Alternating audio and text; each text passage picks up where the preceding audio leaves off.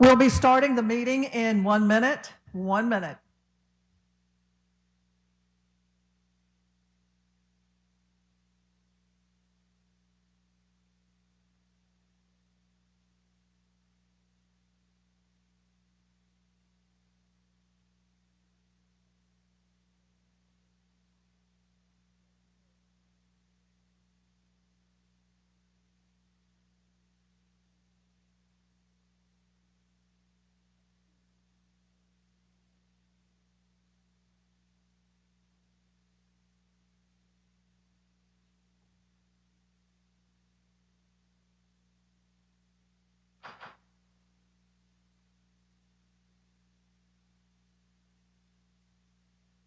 This is the regular meeting of the Mobile City Council, Tuesday, August 1st.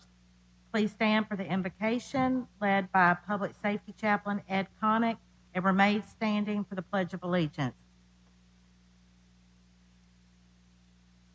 Let's place ourselves in the presence of the Lord. We are grateful to live in this country where we can openly pray for our leaders.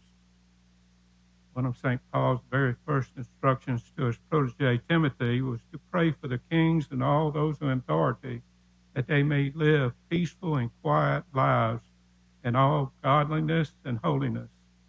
It comes from the 1 Timothy chapter 2, verse 2.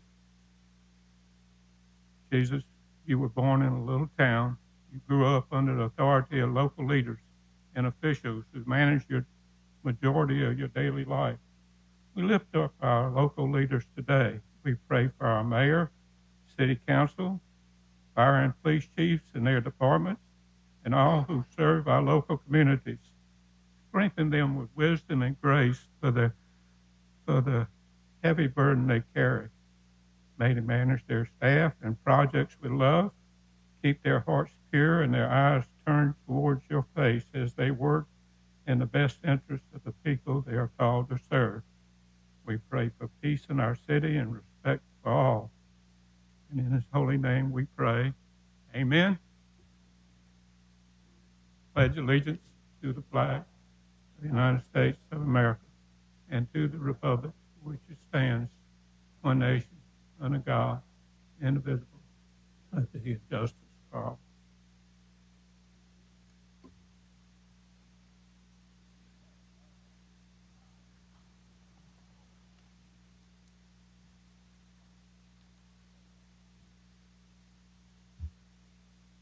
Roll call. Councilmember Penn. Here. Councilmember Carroll. Here. Council President Small. Councilmember Reynolds. Here. Councilmember Daves. Here. Council Vice President Gregory. Here. Statement of rules. Good morning, everybody. Great to see the crowd here. The rules of our council are very simple. We ask that if you have a cell phone or other electronic device that you either turn them off or silence them. Anyone who desires to address the council has to register up at the front door before coming into the meeting, and then the speaker must state his or her name when they do address the council here at the podium. Each speaker is allowed 3 minutes to address the council. A bell will ring at the end of 2 minutes, and then you have another minute to summarize and finish your statements. Once you finish those statements here at the podium, we'll ask that you go ahead and return to your seat. To maintain decorum here during the meeting, there will be no undue applause and or any public outcry. When addressing the council, there is to be no personal address to any individual council member. And then all statements that you make here at the podium should be addressed to the chair, who then will recognize any other council member who wishes to respond to that person. Anyone who desires to speak to the council on a non-agenda item has to contact the city clerk's office no later than 2:00 p.m. every Thursday. The subject that you wish to discuss has to be appropriate to a city issue. And if you have not given any proper notice to the clerk's office and you still wish to speak to a non-agenda item, you will not be allowed to do so. Those people who are desiring to speak on agenda items must indicate the resolution, ordinance, appeal, or public hearing item on arrival when you do sign in at the meeting. Those are our We appreciate everyone for agreeing to abide by the rules. Before we turn it over to the mayor and want to recognize our newest soon-to-be official city council member, and that's Josh Woods. Josh, stand up.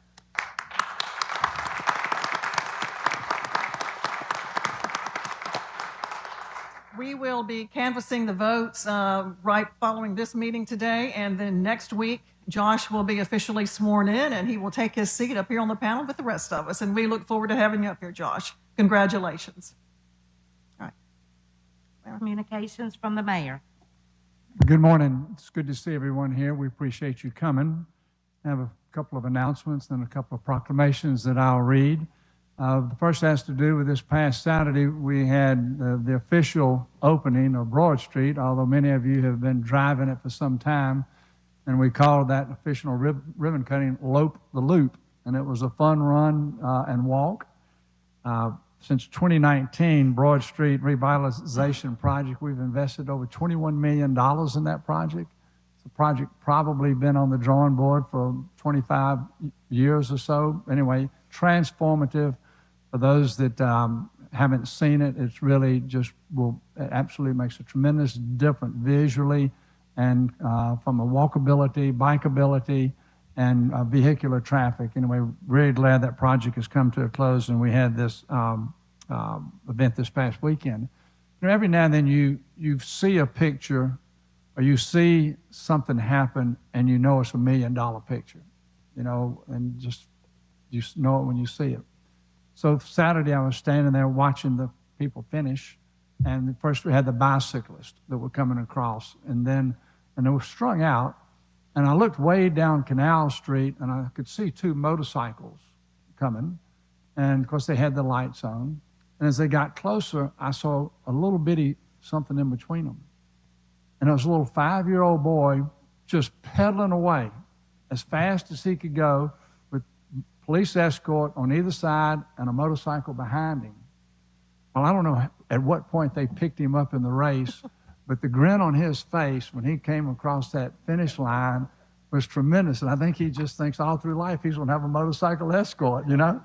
But the policemen were just as excited as he was. And he's, as I said, he was 5 years old. He's the son of Megan and Jeff Holler, and Jeff is a firefighter from Mobile. Anyway, I'm sure you'll see that picture, and I hope they captured it like it was in actuality, because it is $1 million picture, and to me it resonates. What we were trying to do with that event was a family-friendly, family fun event, and we had 176 participants that participated in that anyway. So great stuff this past Saturday on Loping the Loop. This past Sunday, several members of the administration, police chief, fire chief, and some others, we went to Dothan, joined the administrations from the other 9 largest cities in the state to tour the Wiregrass Public Training Facility. It is a state-of-the-art facility, something that all of us that didn't have it were admiring, something for us to aspire to build to as we continue to design our public training facility. They have set the gold standard. But it was very interesting, as it always is, when the mayors of the largest cities as well as parts of the leadership team get together, just sharing information, finding out what's going on in the other cities and how they are handling their challenges. And now with all the police chiefs there and all the fire chiefs there, them developing those relationships so they can pick up the telephone and call and say, you know, how are you dealing with this? Anyway, very worthwhile our time to be able to participate with other large cities in solving problems that exist all over and challenges that exist all over the state of Alabama. Then after that, we carried kind of the torch to Montgomery to talk with the governor about the simplified seller's use tax, which is internet sales tax, and there's some inequities in that, and so we will continue to try to keep that before the governor and the legislature, because it's detrimental to the cities of how it's currently structured. So I have 2 proclamations. The first one, as y'all could probably guess from seeing all the Coasties here with us today, we have a proclamation because it's Coast Guard birthday coming up on August 4th.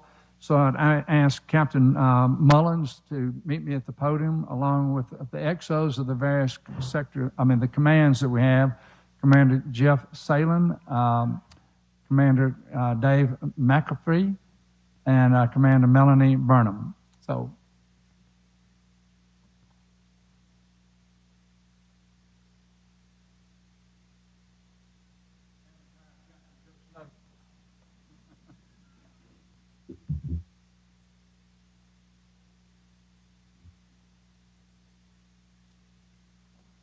and the proclamation reads, whereas the United States Coast Guard was established on August 4th, 1790, when the first Congress authorized the construction of 10 vessels to enforce tariff and trade laws and to prevent smuggling, and whereas the first Coast Guard presence in Mobile was when the U.S. Reserve Revenue Cutter Alabama was assigned to the Port of Mobile in August of 1819, serving in every U.S. conflict, and whereas the city of Mobile served as the home for historically has served as the home for three major commands: Sector Mobile, Aviation Training Center, and Gulf Coast Strike Team, and now the PRO-2 Command, which we'll tell you about, a total representing over 600 personnel.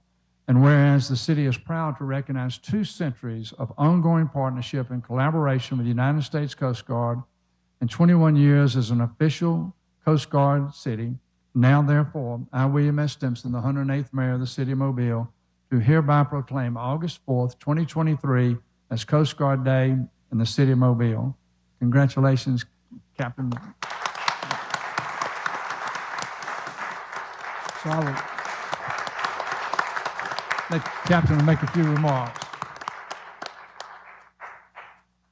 Good morning, Mayor Simpson and the council. Thank you all. Thank you all so much for, thank you, Mayor, for that proclamation and just recognizing the long and robust history and relationship that Coast Guard has in the Mobile community. For the folks in the audience, you'll see here, the exos here represent, this is one of the only regions in the country where I think we have such a wide breadth of Coast Guard operations. Not just from the operational side, we have the Ghost Strike Team in the sector, but then the training side, and then also the future of the Coast Guard with the Project Resident Office now coming on board for the construction of the offshore patrol cutters over at Austell. So a wide, plethora of Coast Guard operations represented in the Mobile area. And thank you for the recognition, and we always appreciate the support that we have in the community here, Mayor. I just want to say, with the PRO coming on board, that is a new established unit here. Currently, they have 4 Coast Guard personnel assigned here, but it's going to grow up to 77. So I think what Captain Mullins said is Mobile is very unique. It has one of the largest footprints of Coast Guard personnel in one spot in the country. So I think we should be proud that we are a Coast Guard city. So thank you. So after we make the next proclamation, the Coasties and I will file out and we'll take pictures along with the next group, which will pretty much empty the audience, but y'all can have a seat. Madam Chair, Mr. Daves? if we could, if one of y'all could just for a minute talk a little bit about the vessel that's going to be being built at Austell. Good morning. So the vessel, the offshore patrol cutter, is going to be a 360-foot vessel with a width of 54 feet. It is going to replace the medium endurance cutter fleet that is currently in service for the Coast Guard. At the completion of the construction project, it'll account for 70% of the offshore assets the Coast Guard has. Wow. Great. Thank you so much. So all in all, we'll have 24 currently on 24 approved. We're only stage 2, so right now we're at 15. We'll do stage 3 here in a few years. But right now we're building the first 4 over in Panama City. We'll build the next 10 here at Austell, and then we'll figure out where the last 10 will be built. Mobile. Thank you. Thank you. Okay, so the next proclamation is for the United Way proclamation attendees, but we've got a bunch of them. Justine, do you want to come down? And y'all are welcome to come stand in the hall, but otherwise we'll go out and have a picture made right after this, okay?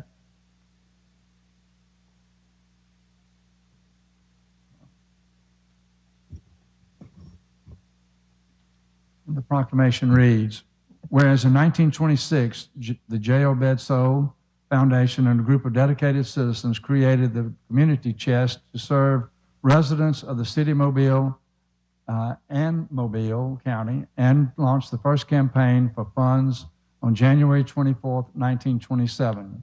And whereas the community chest evolved in 1981 and the United Fund became the Mobile Area United Way, and then in 1990, the United Way of Southwest Alabama began serving surrounding counties and their municipalities.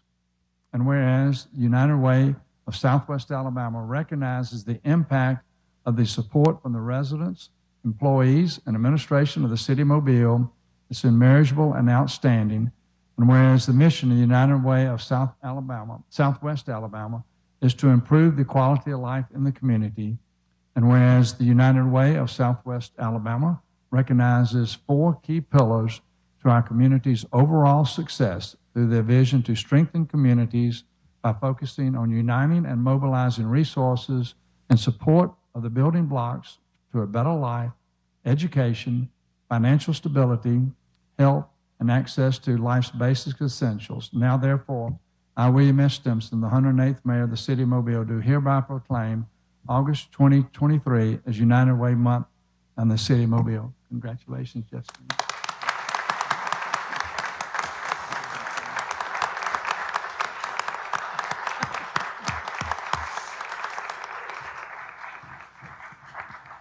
Maybe we'll make it shorter next year. I just want to say thank you on behalf of the United Way, our incredible board, staff, business partners, and partner agencies for the support, for 96 years of support from the City of Mobile. Your employees, your teammates, the City Council, the Mayor has a second-to-none administration building up the lives of our residents. And we're able to serve over 150,000 people a year with health and human services through your support, and we are grateful. Thank you. And Justine? So with one more proclamation, I think that. Oh, okay. I was just going to ask before you all leave, can Yeah. we ask the board members to please stand so we can recognize them again? Yep. Since they're all here in attendance.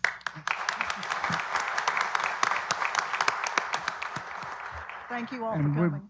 Councilman Carroll has a proclamation to read, so we will exit for pictures after that proclamation.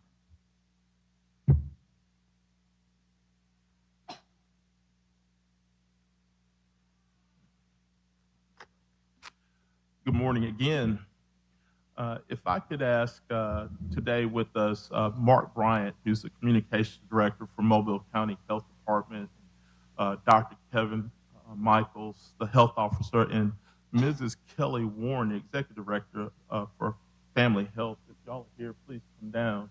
Also with us today is Robin Riggins, the Cardia Health Primary Care Arm for AltaPoint. If you're here, please come down and join me at the podium as I read the proclamation for community health care centers in the Community Health Care Center Week. It's a pleasure to know that Mobile has so many facilities and healthcare organizations that help take care of us, especially those of us that are underserved in communities where we need healthcare that's affordable. So it's my pleasure today to read this for everyone that's here. So, whereas for over 50 years, community health centers have provided high quality, affordable, comprehensive primary and preventative health care in our nation's medically underserved communities. And whereas, as the country's largest primary care network, community health centers serve over 30 million Americans in over 14,000 communities. And whereas community health care centers are a critical element of the health system serving rural, suburban, frontier, and urban populations, and often providing the only accessible and dependable source of primary care in the communities.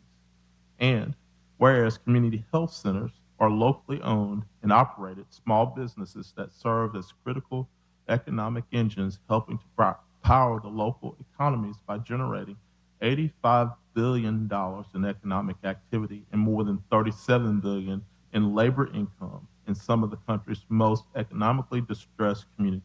And whereas the the Community Health Center model continues to provide an effective means of overcoming barriers to healthcare access, including geography, income, and insurance statuses. Now, therefore, let it be that we, the members of the Mobile City Council, do here proclaim August 6th through 12th, 2023, as National Health Center Week in the city of Mobile, and encourage all Americans to take part in this week by visiting their local healthcare centers and celebrating the important partnership between America's community healthcare centers and the communities they serve. Thank you. Congratulations.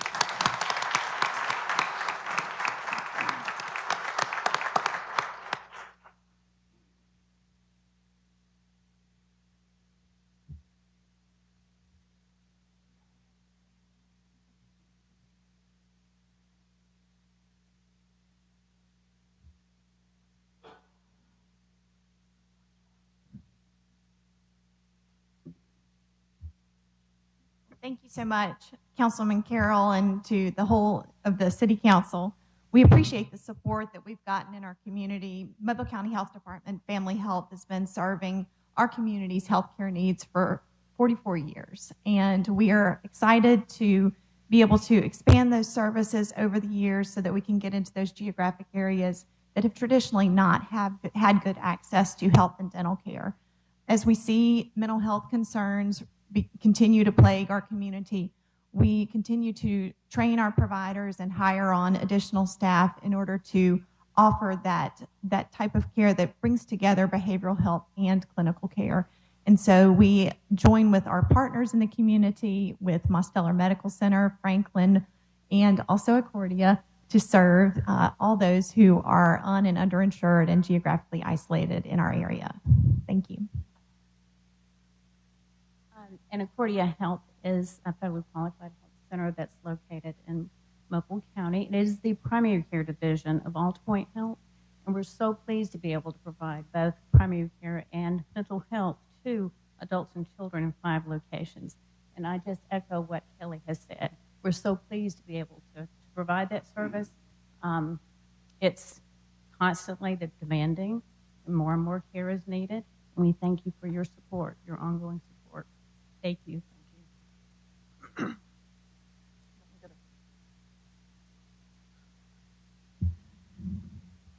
Madam President, that concludes my remarks. Okay, thanks. And we'll excuse everyone to go get their photos.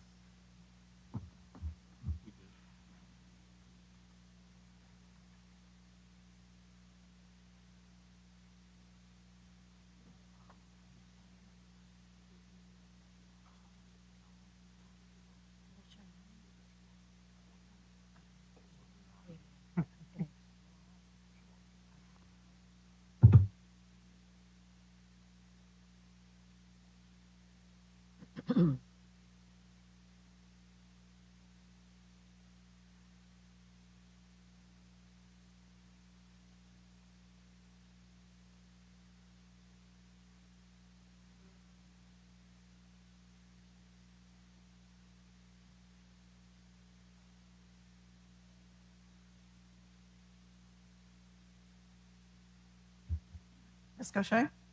Adoption of the agenda. So moved. Second. All in favor? Aye. Opposed? Appeals. We have a request for a waiver of the noise ordinance on Moffett Road on September 1st from 6 p.m. until 9 p.m. So move. Second. Discussion? All in favor? Aye. Opposed? Presentation of petitions and other communications to the council. Sabrina Math.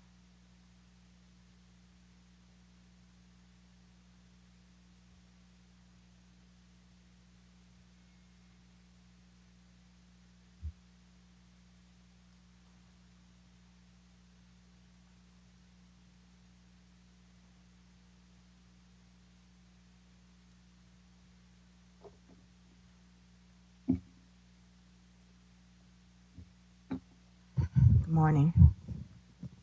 Good morning. Morning. Sabrina Mass, 1050 Belvedere Circle West, Mobile, Alabama, 36606. Today I'm bringing myself to speak on the agenda about this letters, and the city ordinance. the renewed rules and ordinances. First of all, I would like to say for the record, I do not appreciate them tarnishing my character in this letter. I mean, you know, I have my credentials. I am a state licensed armed enforcement officer. I'm a licensed nurse. I have an indefinite military ID. I have many medical entities that I have. I'm a veteran in all these things that I just showed you. And I don't appreciate sending me a letter trying to characterize my behavior, because my long-standing life in this world has showed different and many credentials in many states. And I will not say again, if I feel I have to stand up for the Constitution of anybody in this United States of America as well as myself, I'm going to do it. So I guess you can go ahead and predate some more letters. I stood up for someone's rights being violated under the Constitution. And then you guys went further and further as retaliation to change these rules and ordinances that have been in place for many, many, many years, that people have abided by for many, many years. I've been coming to this council for going on almost 18 years, and I have never had a problem with any mayor's administration, any city council member previous, or anybody sitting on this side, or anybody in this audience, or out in these streets. So don't ever mischaracterize me. And this letter says we conglomerated, we got together, we assembled. I don't have to get with anybody to say what I have to say. I have my own voice and my own brain. But then just in case you think that we did, under the Constitution, we do have a right to assemble as they did in the Civil Rights Movement, which is legal as well. Now, this ordinance says no food and drinks. Well, just for the record, you're violating the American Disabilities Act, because some people have to have food and drinks in their presence of it, in the environment they're in. I, for one, I have a almost 30-year history of migraines documented with some of the most prominent neurologists and doctors in this city. I have been classified under the American Disabilities Act for migraines. I take prescriptions. And I will bring my drink and I will bring my snacks so that I won't have a migraine attack. Do you not know you're violating the people's, you're violating their rights? As a nurse advocate, you're violating rights. People have diabetes. People have heart conditions. People have seizures. Someone had a seizure not long ago in this chamber. So if I were you, before that is another case, I would revise that to people that have documented disabilities. There are people sitting up here around here that have medical issues. I mean, y'all have the audacity. And do I feel wrong for coming against my city? But I'm compelled to. Thank you. Ms.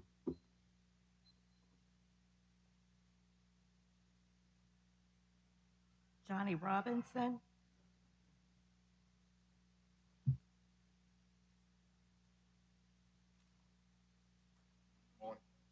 Morning. Johnny Robinson. I want to present something to the city council that I'm going to say this here before I get started. I was never for annexation in the city of Mobile. I want to thank Mr. Barber for what he has done for me, then Petit, Sandy, throughout the years. We say we the largest city now. We can't maintain what we got now. I want to ask the city council.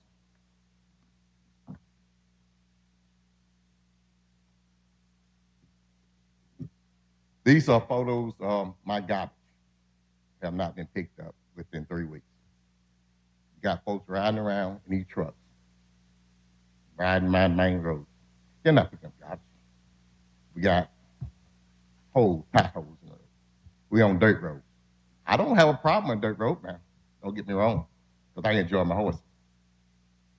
But to go through this here where your road is closed, where you can't have one car going on the road at one time, the law says that whatever the county was maintaining prior to annexation, the city must maintain. They're not doing it. Why? Dan, I appreciate what you have done. The time you have been in office, we sat down and met with them twice, come back with no answer. We can't do that because of some reason. We don't have manpower. But we're the second largest city. Why? Why annexation some more people is in the situation that you can't control now? You're not maintaining like you're supposed to. Why? You know, you're subbing out all the work and all that. Hire some people that can do the work for the city. You know, I'm not concerned about the folks in the community because I know they don't give a damn about me. I'm concerned about this year road that I live on. I don't know what to say. This been going on before, and I want to thank also John Williams, former city council. Me and him did the same thing, and ain't nothing changed. It ain't nothing gonna change. All thing we're concerned about was downtown Mobile.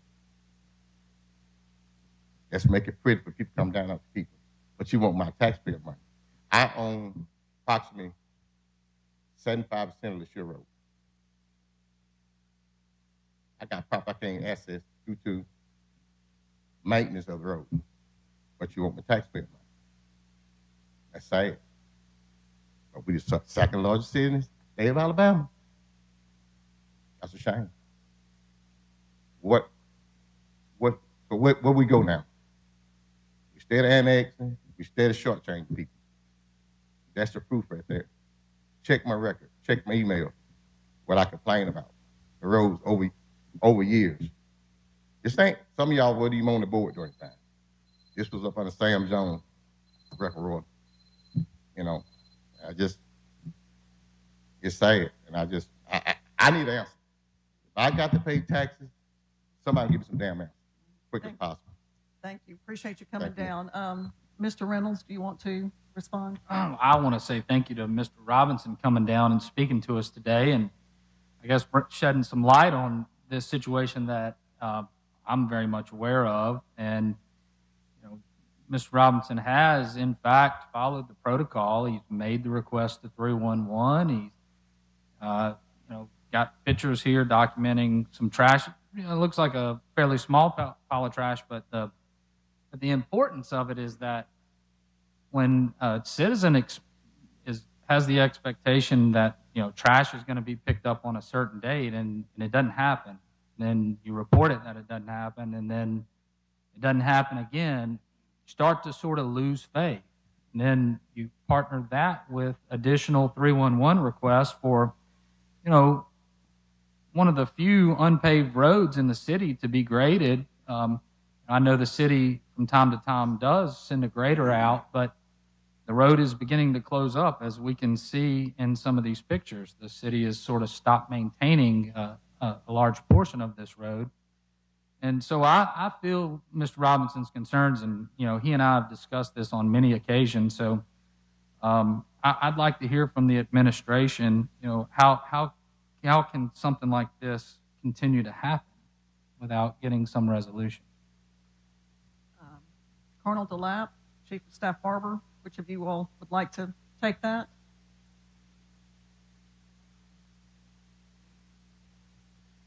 I think the picture that was provided shows the very small pile there. I'm fairly certain that the trash department is aware of this and they'll take care of picking that up. With regards to the 15 miles of unpaved roads we have in the city, we are working a plan to go ahead and make those. Those are all in respective districts of yours, and if they're a priority, we will make them a priority to get paved.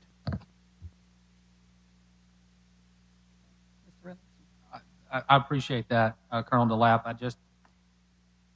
Mr. Robinson has reported this to me, a few times, several times, of garbage or trash trucks, sort of just riding by the road, looking down and seeing if there is a garbage or trash pile that they could see from the road and keeping on going. So I'd ask that we pay close attention to not only this dirt road and this garbage and trash, issue that seems to be not just on Mr. Robinson roads, but other roads as well. We pay close attention to it in the Theodore community. All right. Anything else? Thank you, Mr. Robinson, for coming down and for providing us, the rest of the council, with the information. We appreciate it, and I know that Councilman Reynolds will follow up to make sure that things get resolved for you. Thank you. Well, Madam Vice President, it's not a matter of myself following up on this issue. It's a matter of the city following up on the issue. This is not a legislative act that's required. This is a city action that's required. Yes, sir, and I agree with that, but I'm sure you will want to be posted kept posted and updated on the progress. Madam Chair, Yes, sir, Mr. Carroll. I can't let this one pass, and I would have, but you and I were here doing the annexation attempt that brought him into the city under the Jones administration. And two of the biggest things that we promised were those streets would be paved and the garbage would be picked up. Now, here we are 12 years later, and they're still waiting on what was stated in that administration. Now, either we're going to own it or we're not. Because if we don't own it, we're telling the very group that we just annexed that we can't own a problem or situation that we committed to 12 years ago or longer. So we have to own this. Now, if this administration that's currently sitting missed it, then I can see that. But we have an opportunity to go back and correct it. So you and I were here, and we both can account for that, and we should not sit here and be quiet and let it go by. So I'm asking the administration if it was an oversight that we quickly get it into a list or a line to where we can address it. You know, I don't know what funds we have, but at least let's make the commitment to get done what we should have gotten done during that transition period. Yes, sir, we hear you. So Colonel, Chief of Staff, Mayor, I think you heard the concern. And if we can, like you say, make some priorities for these dirt roads, I think that would be. Again, I'll just say that we have a paving plan, and we work with you all every year to prioritize which roads need to get paved. And if that's a top priority, by all means, we're happy to make that a top priority in your districts. Madam. Let me chime in one more time. One more time, then we're going to. The priority isn't the president here. The commitment before the priorities were set, before this administration got here, is the priority. This came before there was any option in what you're talking about, and we have neglected to follow up on it. I'm not saying that it's your fault. I'm not saying that it's this mayor's fault. All I'm saying, it was a commitment made at the time of another administration that we have get biased, that we need to address quickly. All right, Mr. Penn. Thank you, Madam Vice President. I wanted to just kind of turn up the lap. I know you mentioned that a priority with the different council districts. I don't have any dirt roads in my particular district, but I definitely understand the concerns of a citizen that represents the city of Mobile, and I am a representative of the city of Mobile. With that 15 miles, have we even thought about any plan going forward to get that done without having to go into the district council member for their CIP to get things paid? Have we even thought about a plan? Again, the paving program is done in coordination. We have two main funding sources. One is CIP, one is PAYGO. Those are done on an alternating basis every year. We go strictly off the priorities that you all have. We have a pavement assessment on repaving, but again, if the district council member decides that they want to move that above repaving another road, by all means, we're happy to do that. I've asked the city engineer to give me the specific locations with the distances on each for each of your districts so that we can go over that with you each. Madam Vice President. Yes, sir, Mr. Reynolds. I appreciate Colonel DeLapp trying to, identify these various funding sources. That's fantastic. With $3 million a year, we all know is not going to address a, potentially $10 or $15 million drainage issue, that exists. And I'm sure you're well aware that resurfacing a road is going to make an impervious surface that's going to push water somewhere. In this particular situation, as I've had Mr. Robinson down to City Hall, and we've sat down with the city engineer, and we went through all the details about it.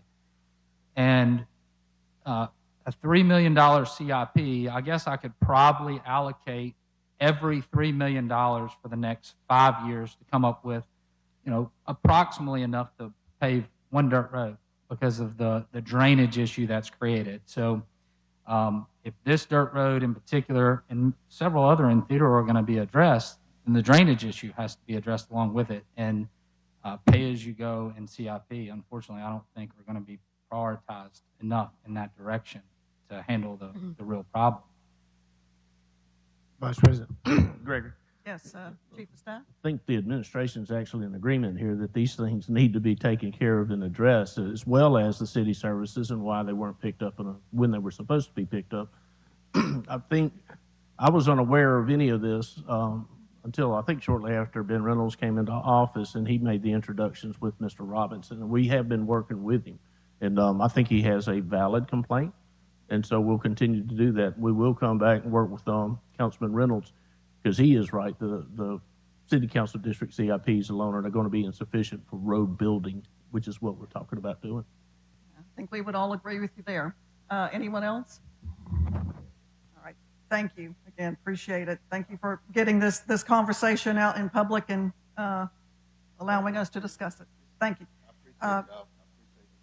Thank you. All right. All right. Thank you, Mr. Robinson. Timothy Hollis.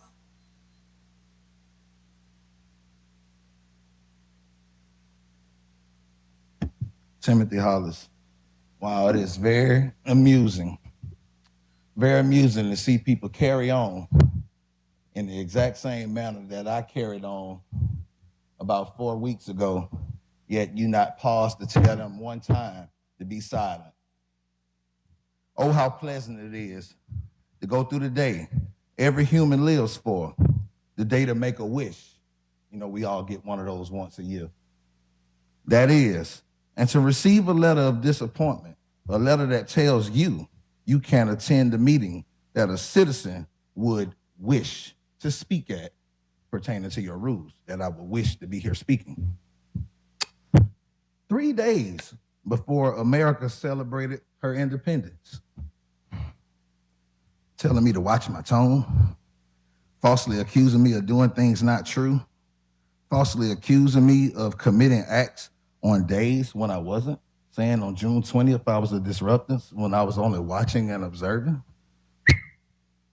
To tell me it's my privilege and not my right to speak, threatened to have me arrested for attempting to enter the chamber, all crafted inside a letter affixed with the city signature and seal and your names, all your names on it, signed by your city council attorney, with no truth, no merit, no statutes, no codes, no ordinances, not one violation being cited, only feelings and opinions.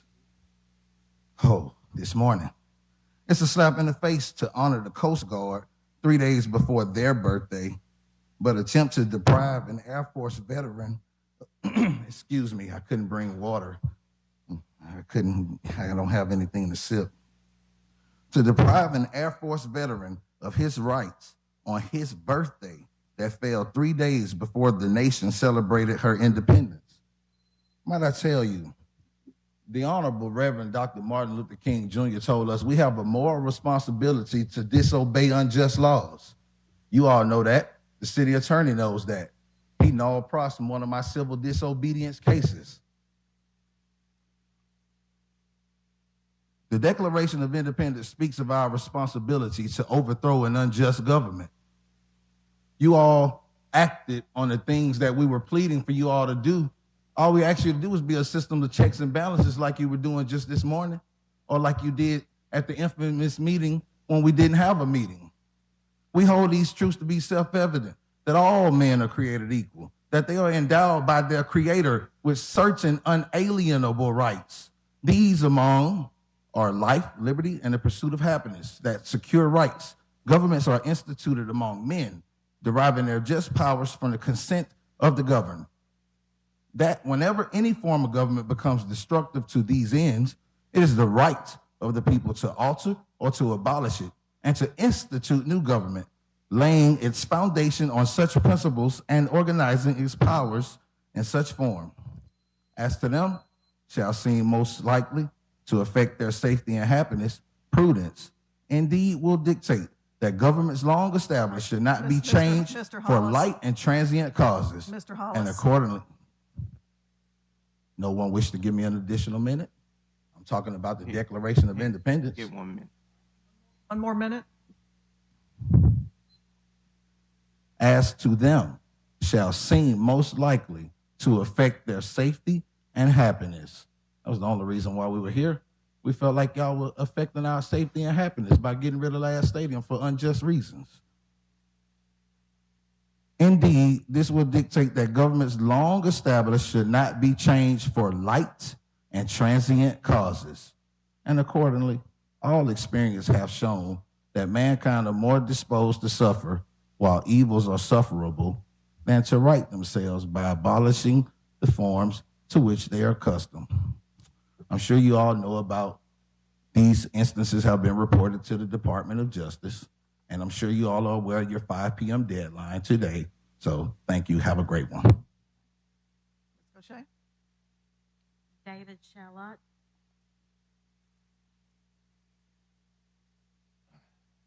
David Charlotta, I live 11300 North Water Street, 36602. Thank you for allowing me to be here and allowing me to speak to you today. I'm going to try to keep it as short and sweet as I can. I had two issues. They're both public safety issues. One of them would be addresses on your homes and businesses. I was a Census Bureau address canvasser back in 2019, and I spoke then to Mr. Barber about the lack of addresses being visible from the street. This presents a problem. Now I'm a door dasher. I'm running into this problem every day, and it seems to be expanding. I don't know what it is, why people can't put the 4 digits on their 5 digits, however many digits they've got, on their house, make it visible from the street. I hate to think that 911 is coming out there and having to look for the house. Just one observation. Another observation is we have a texting and driving law here in the city of Mobile. The state has also recently put one in place. But we're not apparently enforcing that. And I'm asking today for the police department to please start enforcing this. As a door dasher now, I see it every single day. The third car at the line, when the light turns green, they don't go off and screw everybody in the line behind them. It happens to me, and people do it in front of me, and it's frustrating. It causes road rage, I'm sure. It's also very unsafe. You see people like I did the other day on Cottage Hill Road. She was over in the center turn lane. And I thought, okay, she's turning, but she's not giving a turn signal. Not a shocker there. But then she came back into my lane and almost went into the curb. So I go past her, and I look down inside her vehicle, and she's got her phone down here texting. I was wondering if she didn't go head on into traffic coming the other way. So she turned into the public shopping center there at Hillcrest and Cottage Hill. Thank goodness the rest of the people on Cottage Hill were safe again because she was dangerous. But it happens every day, all day. I see it all the time. And you can see it too. It's not difficult. I'm sure the police can see this. All you got to do is sit at an intersection. Look at who doesn't go when the light turns green. Chances are they're on their phone. Thank you for coming and sharing. No, he hasn't. Oh, I'm sorry. I thought that was done anyway. Are you done? Okay, I I apologize. appreciate the time. I thought that was the last bell. We did discuss this at our pre-conference meeting, just asking if we could get an update on texting and driving, what we are doing, what the state is doing. Yes, ma'am. So in the brief time I had to research, just looking at e-citations, we've written 28 this year up until June the 14th. On June the 14th, the law changed, and the old law was repealed. Right now, all we can do for the 12 months after June the 14th is issue warning citations. No real citations can be written until next June the 15th. The old statute is unenforceable. So the number could be higher because I was only able to look at e-citations and I didn't have time to get municipal court to pull handwritten tickets. So we were enforcing it until it became not enforceable. Is texting the primary or a secondary? It can be the primary. It will be the primary. Yes. Okay. All right. One thing I will second you on, and that is the addresses, the physical numbers on a business or a home. In fact, I have a resident who contacts me fairly regularly about that issue as well, and I had brought it up to the administration. We did put something out on social media, but that only reaches so many people. But everyone who owns a business or who owns a home or is renting the home, whatever the situation is required to have the street number visible somewhere on your mailbox, on your door, something, because that is the only way where emergency services know how to get to your home, or somebody like you who you may be delivering something to the home. So everyone is required to do this. There have been services in the past, where people come around and do that. But if you all would make sure to include that in your newsletters, get it out to homeowners associations, community action groups. That would help. Maybe even have a day where you walk around to the homes and maybe have numbers available as part of a community service project, something like that, because that really is something that's very needed. So I appreciate you bringing that up. All right, let's go, Shay. Reggie Hill.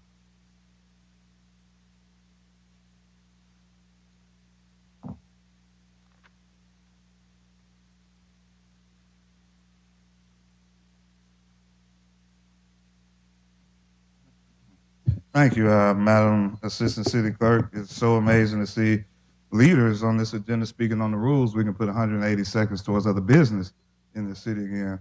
To the citizens and stakeholders of Mobile, my name is Reggie Hill. I rise today again to address challenges of great concern to many Mobilians. In times past, I referenced such ideas to the advanced castration and illegal eviction of those who host our severely underserved neighborhoods within the city of Mobile. Now, is this a demonstration of pickaninny gestures proven as retaliatory patterns towards an identified demographic of people? Such minute focus detours any forward-moving community. I think we all would agree. Structured so poorly, we've wasted time playing to a promise of public service by way of vote, still while nothing to account for it. Minutes, whether abbreviated or counted, impact quality of life standards for decades in this municipality of ours. How does this body intend to retain oversight regarding all actions of the ARB, Planning Commission, and similar council and city-appointed boards? Collaborating with the Center for Fair Housing, what plan do we have in place to best assist the Mobile Housing Authority resolve the public residential displacement crisis, realistically preventing environmental and public health hazards? What justifies giving a 60-day notice observation period for Lab Peebles when we have not properly defined or approved an action agreement in concept and concert with Mobile County Public School System? Will all be finally granted a public hearing for this matter, or will it continue on in the fraudulence that we've seen thus far, as is documented and pointed out, which you all were tagged in?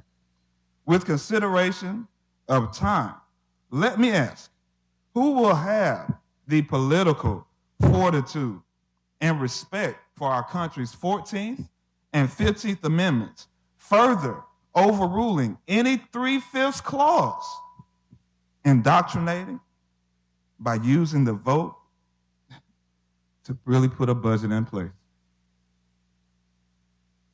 That's our money, y'all. And we played with that, and we played with the people. Who in here will effectively combat poverty and stop targeting those who are the least and most underserved? Sowing proactively against the draining demands that result from doing absolutely nothing. And we see the reflection of that. We've set the standards, we know the rules, we know what is expected. It would be in the best interest, if we truly love the city of Mobile, to take this olive branch that I believe the heavens have put down here for you. Thank you for yielding the floor. All right, thank you.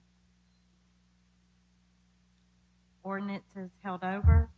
34034, ordinance to amend ordinance 34028, 2012, to extend and renew the capital improvement program. So moved. Second. Discussion? Was there, I haven't had a chance to talk to Ben and Corey and CJ and everybody on this.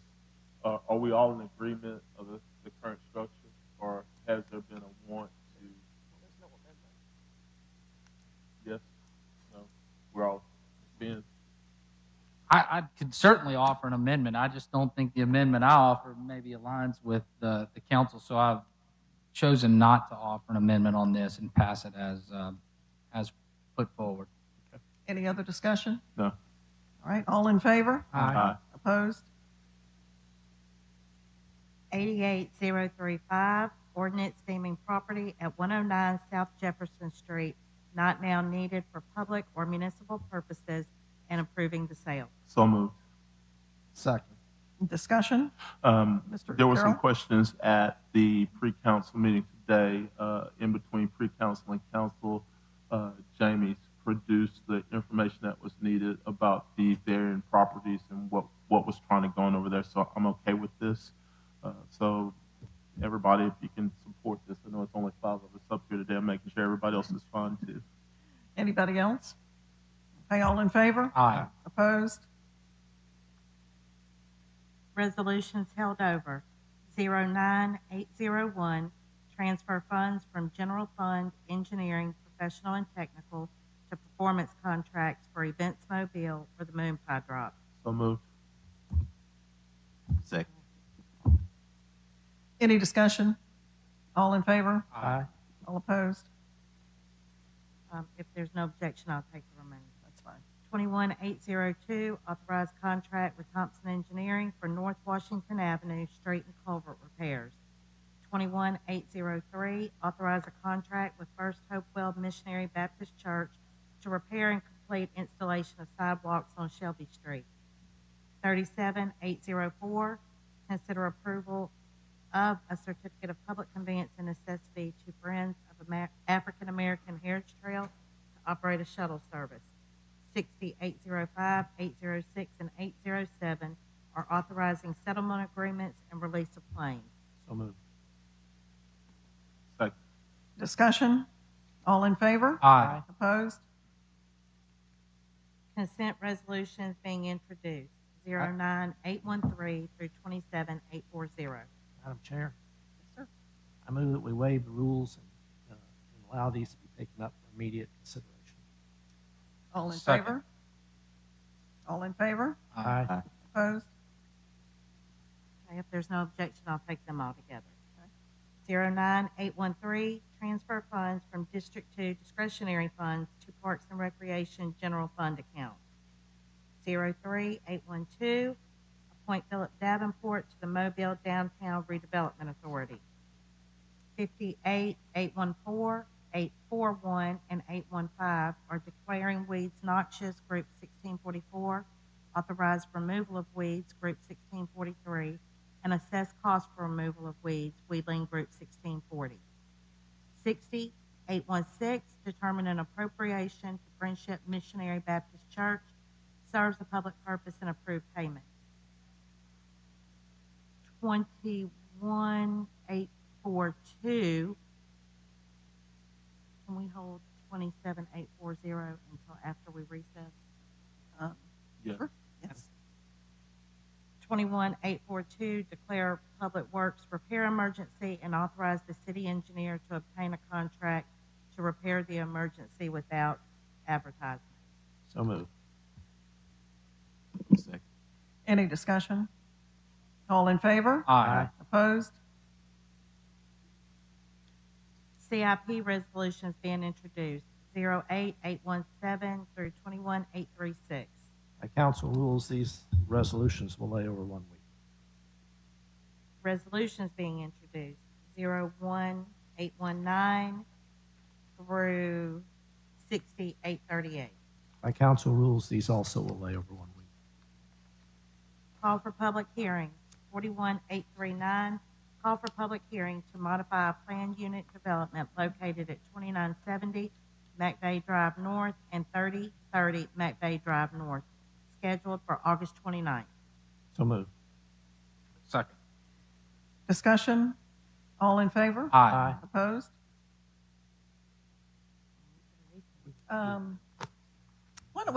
Why don't we do announcements now, and then we will recess. So we'll start with Mr. Carroll.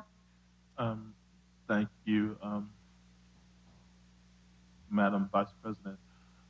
It's been brought to my attention that we have a growing issue with a couple of pit bulls and some a dog pack that's growing in the Midtown area around, I guess, the Fernway, Old Shell Road area, going up to around Carlin and going through that neighborhood. There's been constantly a few reports of, or more than a few reports of injury to other pets. The neighbors are saying that at one point they believe that these animals were pets. but are now on a brawl. And like the administration, if they could maybe Captain Snowden, if he would respond to this right quick, and let's get the neighbors reassured that we're going to get on this and get this under control. I'll check with Animal Services, and I'll get you an update of actions we've taken and future actions we plan to take to address this. One other announcement and request, and that is to the council itself. There's some housekeeping things that I'm requesting that we do, and that's appointments to the Downtown Redevelopment Authority and getting your appointments made so that we can move forward with some legislation for the RDA and revitalization of our city. I ask that you make those appointments, if you can, get them on the next week's agenda so we can get those moving forward so we can do the things that we need to do. And lastly, to even help with the redevelopment effort, there's a 1998 ordinance that I'd like to talk to the administration on that deals with floodplains, 501 year floodplains. And I'd like to ask if Ricardo, myself, Jamie, and Michael Linder, we could schedule a meeting between now and next Tuesday so that we can come up with some language to get that 1998 ordinance corrected. Mr. Davis. All right, Mr. Penn. Thank you, Madam Vice President. We will be having our community meetings in District 1 starting in October, so look forward to sending some more dates for our community meetings for District 1. Thank you, Madam Vice President. And Mr. Reynolds. Thank you, Madam Vice President. I had the opportunity to travel to Mobile's sister city on a mission of diplomatic relations with Council President Small. I'm happy to report that our relationship with the city of Ichihara, Japan, is on firm, good standing. It was a wonderful trip. We look forward to hosting everyone back here in the city of Mobile in the future. But this trip was intended to celebrate our 30th anniversary with the city. We had an opportunity to interact with the mayor of Ichihara City along with various city council members and understand sort of their way of conducting their business. Although it is very different than the way that we conduct ours, they do face a lot of the similar problems, and they do a pretty good job based on what I can tell on handling them. I'd like to say a special thank you to the Mobile Ichihara Sister City Association and the students that came from Mobile, Baldwin counties that made the trip over and learned a bit about the Japanese culture. And, it was an impressive display of hospitality that was produced by not only the city of Ichihara, but everyone we interacted with in Japan. And I want to say thank you to the city council and the city of Mobile and everyone else who played a part in supporting myself and Councilman Small in this trip to Ichihara. That's it, Madam Vice President. All right. Thank you. Just a few announcements from District 7. This past Saturday, I helped sponsor a back-to-school event at Friendship Missionary Baptist Church. They also did health screenings, a great turnout. Friendship Missionary Baptist Church is a terrific community partner, and I thank them for all that they do. And then this coming Saturday, I have another back-to-school event that I'm helping to sponsor, and that will be the Sandtown Community Action Group. We will be at the Spring Hill Fire Station starting at 9 o'clock. We'll also be doing health screenings and giving out backpacks there. So if you live in the area and you have kids in school and need some help, so come on out and do that as well as get your health screenings. Also, just a quick update on Ziegler Boulevard.